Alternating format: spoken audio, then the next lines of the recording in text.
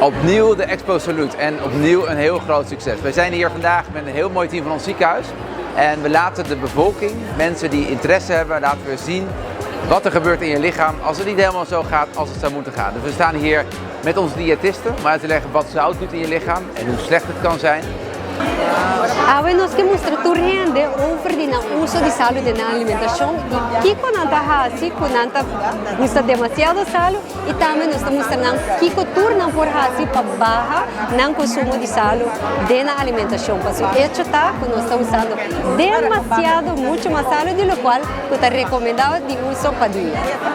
We staan hier met de bariatrie van als je uiteindelijk heel veel overgewicht hebt. Want een van de thema's hier op deze beurs zijn vandaag obesitas.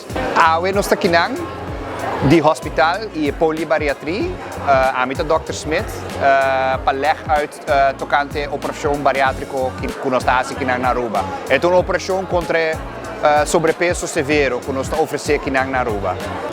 We staan ook met het laboratorium. Vim passa conosco de wak in Vietnam in real life, we was zien in Tambe, entre outros também nós tem galblasteentjes. En nós estamos ook in vetcellen também, entre outros bij microscoop.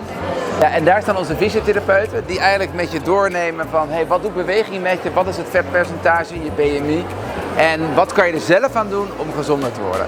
Ja, om ons heen staan ook heel veel andere organisaties, laboratoria, DVG, organisaties die onderwijs geven, maar ook screening, dus darmkankerscreening, cervixscreening, borstkanker.